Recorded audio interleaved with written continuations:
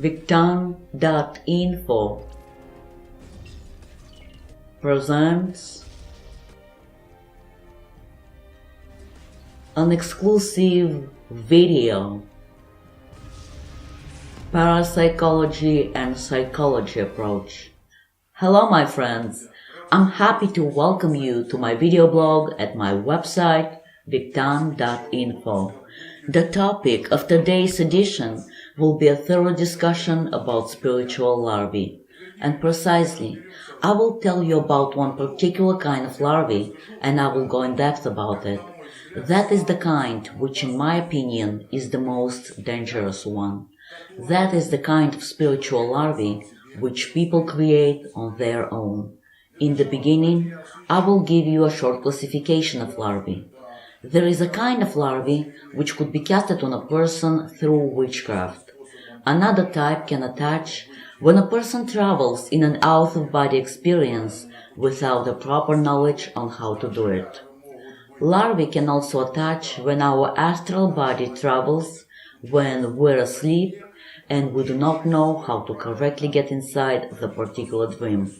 Also, a larva could have been passed to a person from their mother through the maternal bloodline. But today, as I mentioned, I'm gonna be talking about the kind of larvae which we create by ourselves. Why do I consider them to be the most dangerous ones? Because the affected person understands that something in their life is not the way it's supposed to be. The person feels low in energy, they don't get enough sleep, they keep feeling ill, and something in their life is grinding down on them. And the person starts realizing that they have to turn to some kind of healer for help. So the healer would perform some spiritual cleansing or some other spiritual work. And then, when the healer, the spellcaster, the witch, the psychic, doesn't really matter who, as soon as they do it professionally, cleanses the person, afterwards, the person as a norm would create a new larva, which would be identical to the old one. I can say that in regards to our love ties, as well as to some of our wishes. Okay, let's break it down. How is that the person creates their larva on the first place? The easiest ways, let's talk in regards to love. For instance, a girl wants a boy.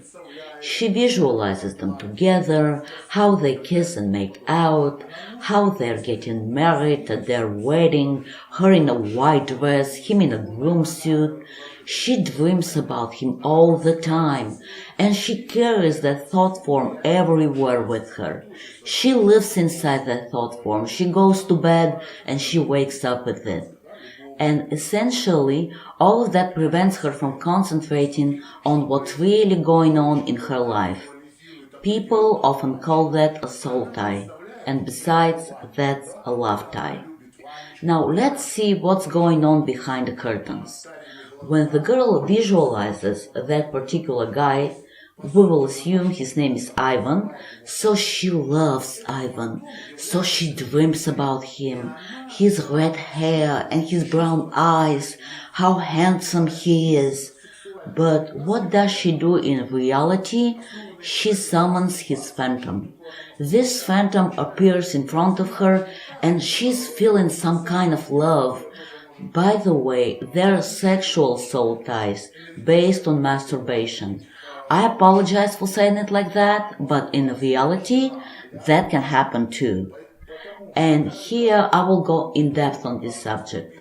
The spiritual tie can be developed through masturbation, and as a result, a larva will be born. Why? Because when someone masturbates, fantasizing about one particular person on a regular basis, and on the top of that experiences orgasm, they create a larva. Because visualization happens and the phantom of the desired person appears, and most importantly, during the orgasm there is a lot of energy being released. Where does that energy go? It goes right inside that phantom. That phantom is being constantly fed. He might go back to the body which he belongs to, but if even so, he is not gonna stay there for a long time.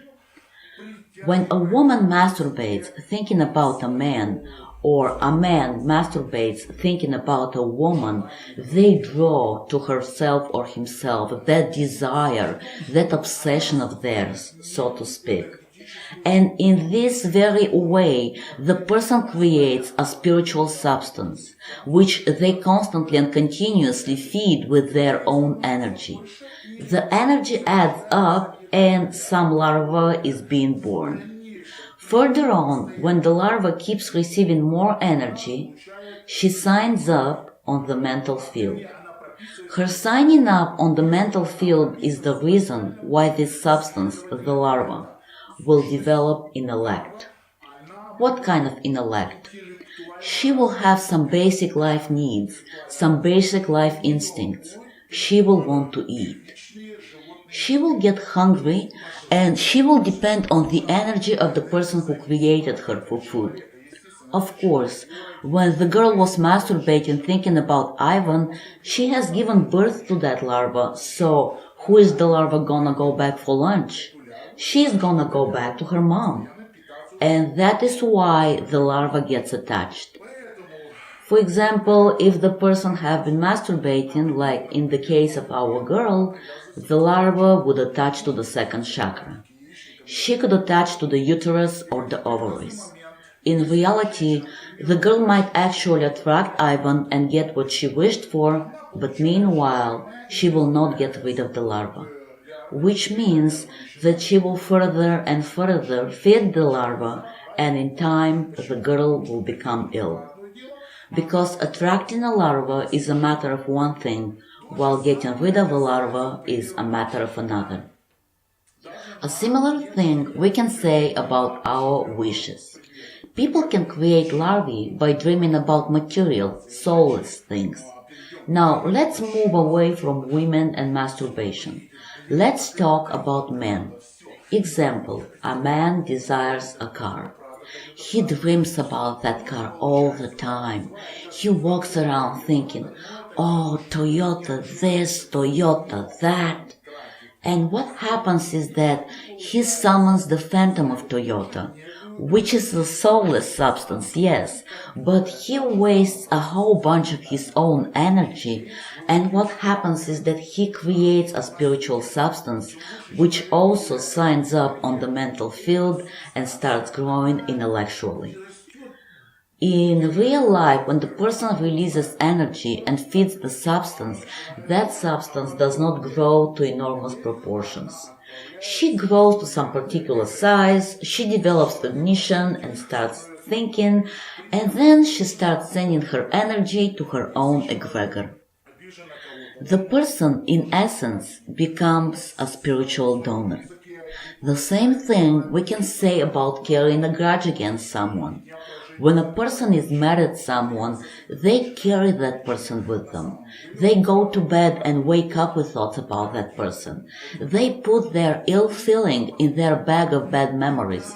They cannot live a day without thinking about the person who insulted them. They're constantly concentrated on them. In reality, one way or another, they're going to create a larva, which they're going to be feeding. And even when it seems that they have given all the possible energy to that larva, the larva will still continue to come back and draw more and more energy out of them. Today, I'm not going to be raising the question about the astral larvae, as I said, or about the ones created through witchcraft. I might talk about them in my next editions. Today, I'm talking about one of the most dangerous kinds. And why is it the most dangerous? Because the affected person does not understand what they're doing. Yes, there are many ways to cut that larva off and destroy it. She can even live by herself, sorry for my language. She can get lost and die. But there is also a way to kill the larva, a magical way. But tell you the truth, it's a little dangerous. Because then the egregor himself is going to come to the spellcaster and ask him, why did you do that? Why did you cut my food supply?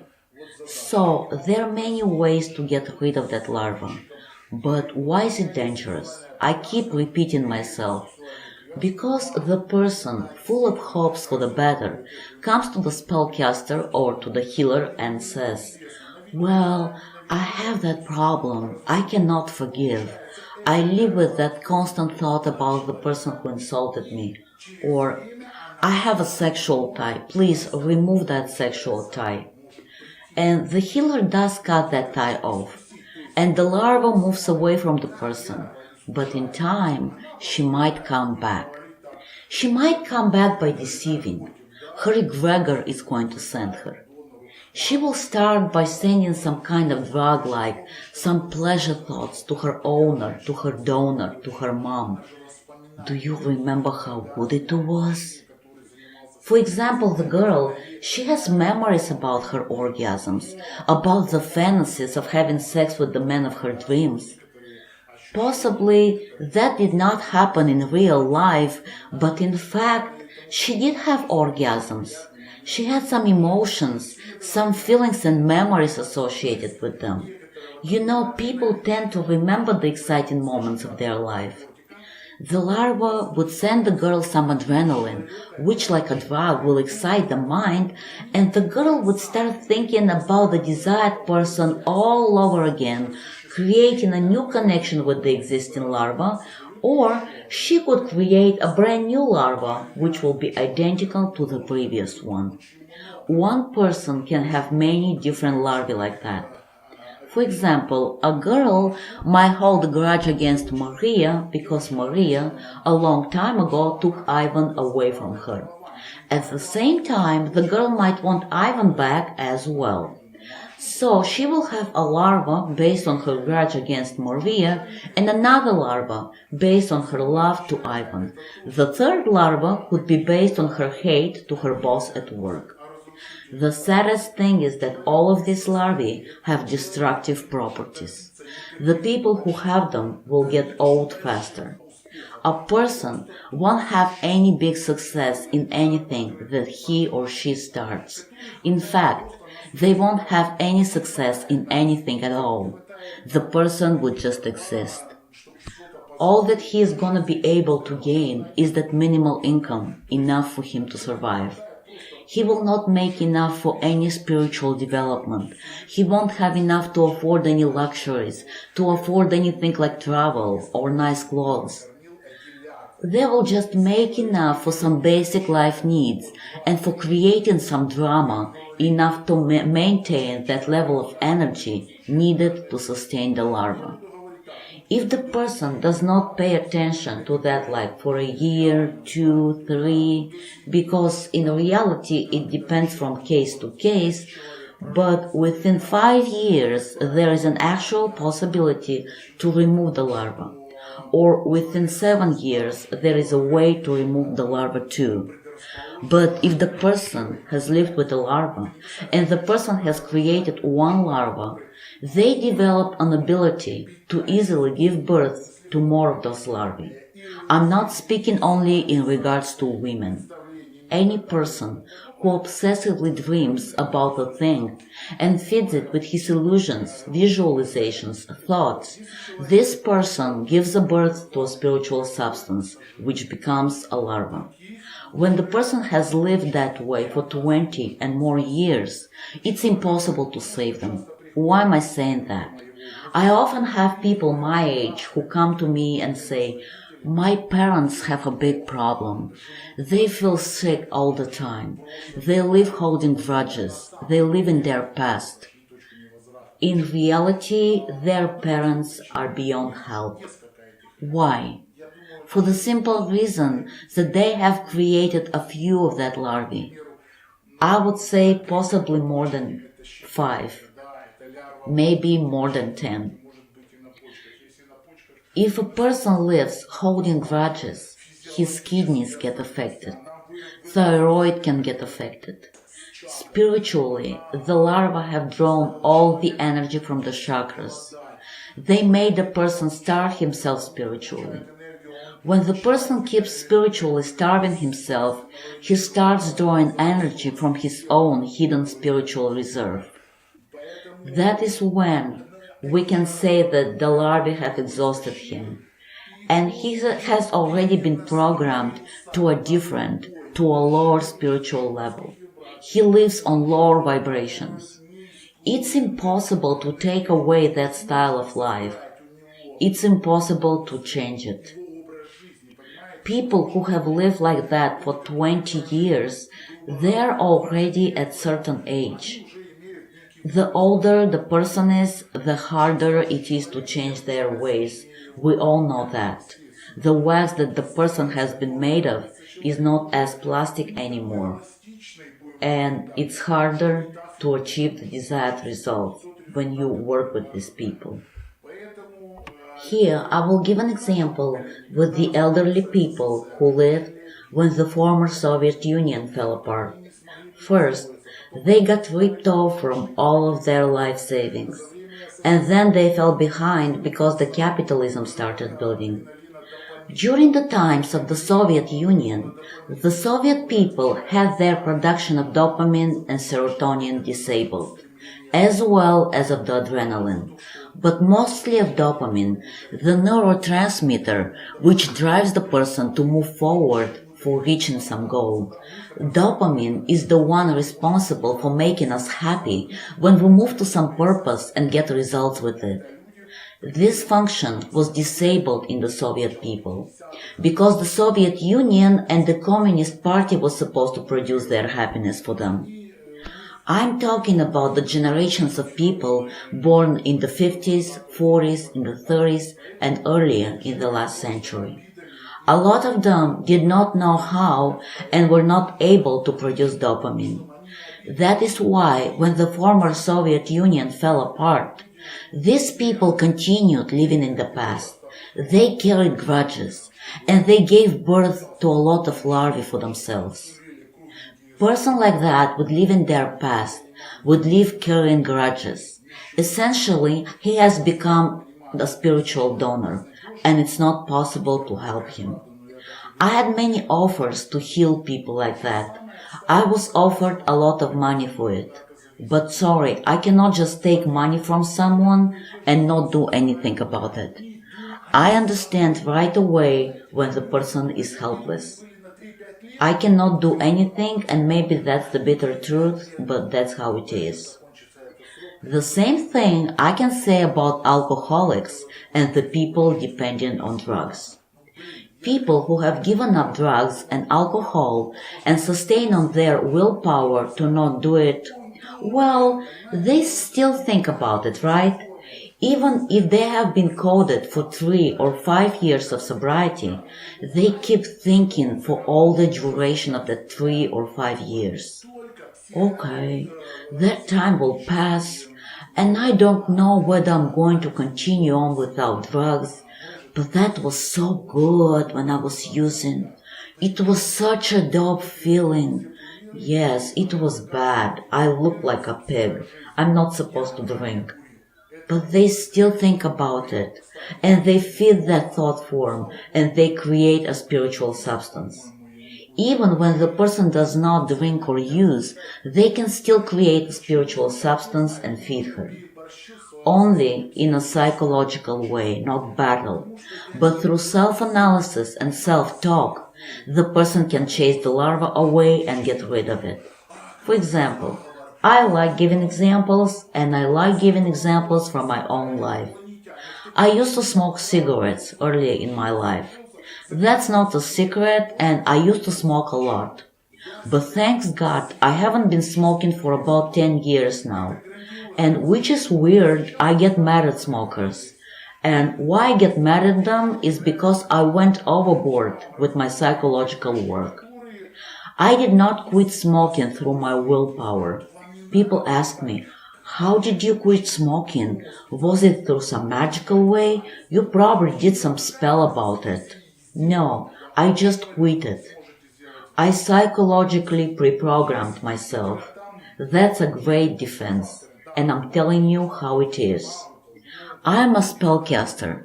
I am giving you that sources which if you utilize, you won't have a need to look for my help or for someone else's help for that matter. You can do that yourself. If I did it, you will be able to do it also. If you experience any side effects, yes, then you can go to a healer or to a spellcaster.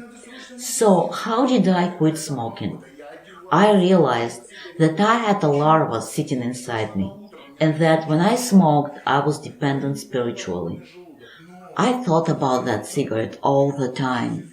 And if I opened a box of cigarettes, and if I had only 2 cigarettes left for the evening, that was all a catastrophe. I had to immediately run to the store, and I didn't care what the weather was. I would just dress up and go to buy cigarettes. Because not just for the morning, I won't have cigarettes even for the evening. The thing about me was that I had to smoke and then I had to go and brush my teeth. And if I didn't go to bed on time, I had to go and smoke again. And then I had to go and brush my teeth again. So it happened that I had to brush my teeth 7 to 8 times a night. Sometimes 10 times. I realized that I was going to brush the animal off from my teeth. I was feeding that larva and I couldn't keep myself in check. In reality, that cigarette was having control over me. I could deprive myself from food, but if I didn't have cigarettes, I would go to a store, ask for cigarettes, and if they didn't have any, I would go to another store. I was not embarrassed to stop a random passerby and ask them for a cigarette. I would be probably ashamed to stop a random person and ask them for food. We cannot just ask a random person for money. But somehow it's okay to ask a random person for a cigarette. Why? Because when a person is addicted, the person lives on the edge. The larva is pushing him to do things. And when he has a drag of that cigarette and he feels good, that energy that he releases goes to feed that larva. And remember that with every drug that you make, you would feed that substance. I convinced myself that I'm stronger than the larva, and that I don't want to feed her anymore, and that that little parasite really disturbs my life. And then I just quit it. It was hard for some time, but I just cut her off without any mercy. For people who don't want to suffer and who cannot do it themselves, there are many ways, including many magical ways, to cut that larva off. But in one case or another, first of all, quit feeding her. When you quit feeding her, she might leave you by herself. And how can I stop feeding her, you would ask. Just throw away that thing that you're wishing for. For example, in the case with the girl who loves Ivan, she can imagine that nothing is going to happen between her and Ivan, ever in her life, and nothing scary is gonna happen as a result of it. She can visualize that she's gonna have some really cool kids, but without Ivan.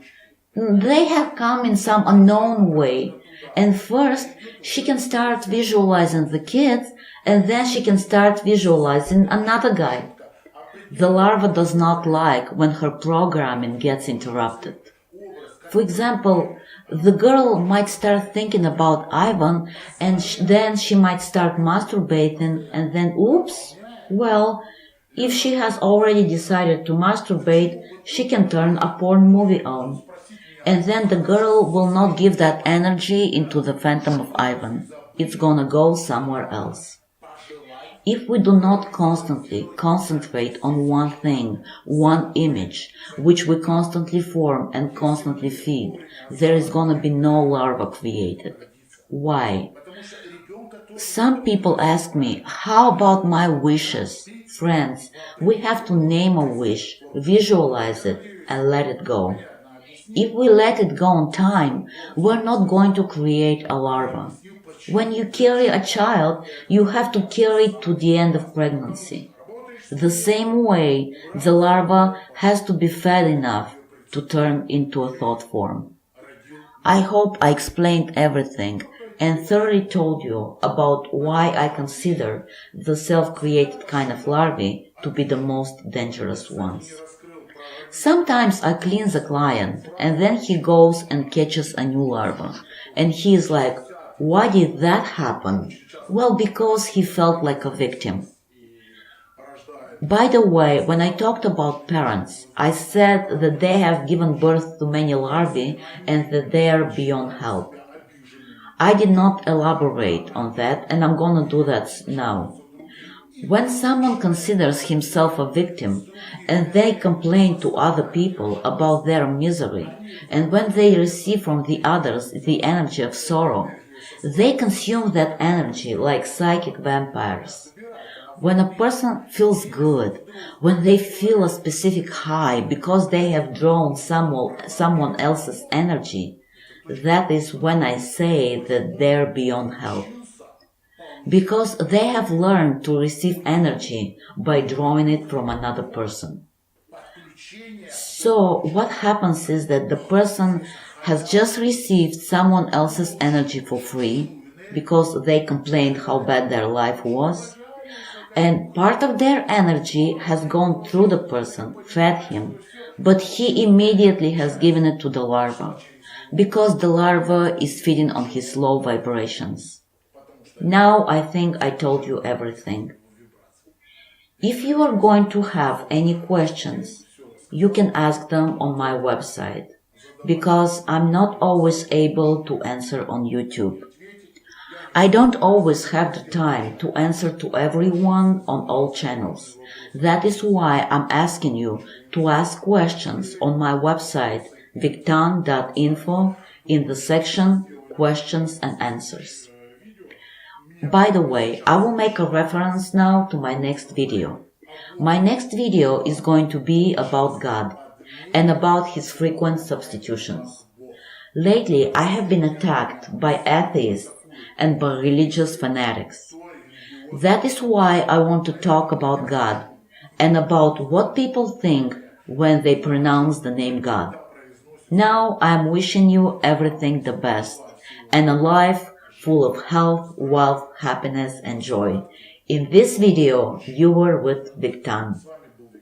Friends, I made a request to my egregor group. That is in regards of you. I ask the power that helps me to help you as well. I made a request and I used these same words. People who help me are gonna be helped by the power. People who share my posts will share the power. Whoever shares my goodness will have their business helped by the power. More it be. Share this video and you will share a good fortune. More it be.